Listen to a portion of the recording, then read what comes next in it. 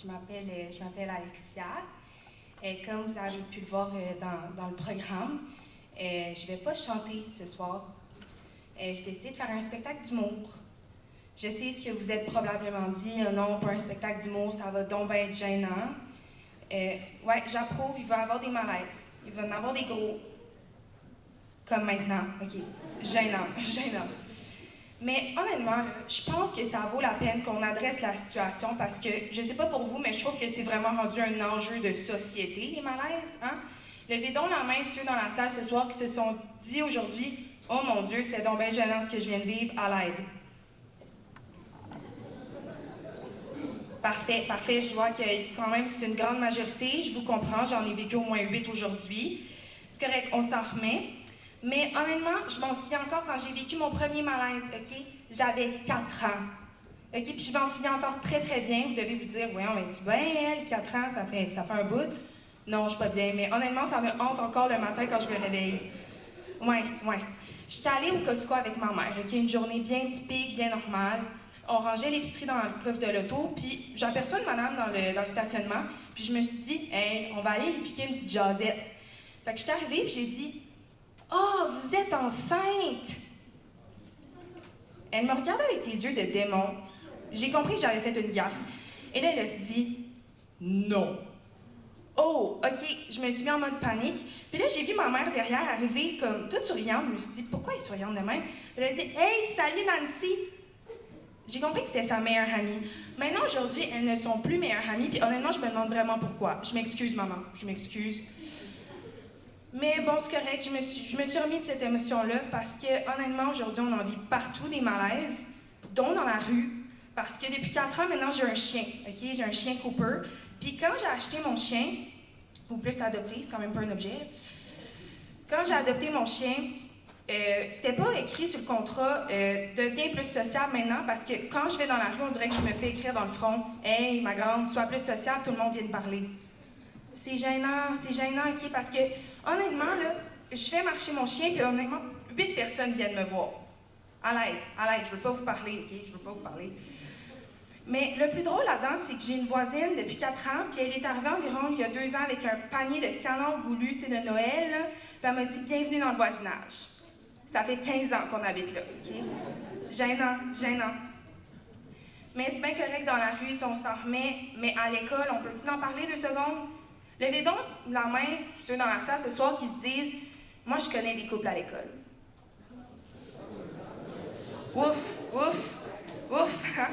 Parce que honnêtement, dès que je croise un couple dans l'école, je me dis « Oh non, malaise. » Tu sais, je veux juste aller aux toilettes, puis un couple en train de se chicaner. Et là, je me mets en mode panique, mais honnêtement, je veux juste écouter leur chicane. Fait que je me cache derrière une espèce de petite poutre. Et là, je vous fais un petit extrait de la chicane. Ben là, babe, tu sais que j'aime pas ça quand tu dînes pas avec moi le midi. Ah, my bad, babe. Tu sais que j'aime pas ça quand tu m'appelles babe. Ah, my bad, bro. À l'aide. Honnêtement, j'ai la larme à l'œil. Je sais pas vous, mais j'ai tellement trouvé ça touchant que je suis partie à rire. Ils m'ont vu. Honnêtement, c'est bien correct. Je vous aime quand même, les couples à l'école. Pas tant, c'est pas grave. Mais est-ce qu'on peut parler aussi des profs? Parce que vous êtes la cause à peu près des 800 malaises que je vis par jour à l'école. Je vois les têtes des élèves disant « Ouais, je m'en souviens, hein, Mr. Russell. Quand j'étais allée poser une question à mon prof de maths, OK, l'année passée, je suis comme sortie du bureau puis j'ai croisé M. Cossette. M. Cossette, il s'en allait aussi, puis là, j'ai comme vu qu'on marchait dans la même direction. Là, j'avais panique générale commence. Puis là, je me suis dit, regarde, pour sauver la situation, on va juste attacher les lacets de mes souliers. J'étais en Crocs. OK, ils m'ont regardé. M. Cossette m'a regardé avec un air de oh my God, on appelle-tu la police? Ouais, on aurait dû appeler la police. Parce que j'ai comme croisé son regard après, puis il avait l'air de OK, je vais juste m'en aller. Mais non, il a décidé de dire ah ben, on marche dans la même direction. Je l'avais pas remarqué, merci de le dire. Mais c'est correct, hein, on vous aime quand même, les profs. Bof, mais c'est correct. Je sais pas si vous avez déjà ouvert la télé vers 3 h de l'après-midi, hein, Canal Vie, hein. Oui, sûrement chez votre grand-père, je comprends. Puis honnêtement, quand tu ouvres la télé, tu arrives tout le temps sur des annonces de comme 15 minutes, acheter ce saut de neige-là, 2 pour 1, acheter cet oreiller-là, 2 pour 1, puis ça dure comme 15 minutes, puis c'est tellement gênant. Mais honnêtement, le pire, c'est Phytomède. Est-ce que vous avez déjà vu cette annonce-là? Non? Ok, parfait. Je vais vous l'expliquer. En fait, c'est des pilules qui remplacent les médecins. Parce que, honnêtement, vous voulez devenir médecin, c'est dans la salle ce soir. Désolée de casser vos rêves, mais Phytomède est arrivé. Phytomède est arrivé. Un certain Gérard, 92 ans, a pu reprendre ses cours de breakdance le dimanche après-midi après 2 jours sous les phytomèdes. Excusez-moi, pardon, mais allez hop, on prend des phytomèdes maintenant, hein?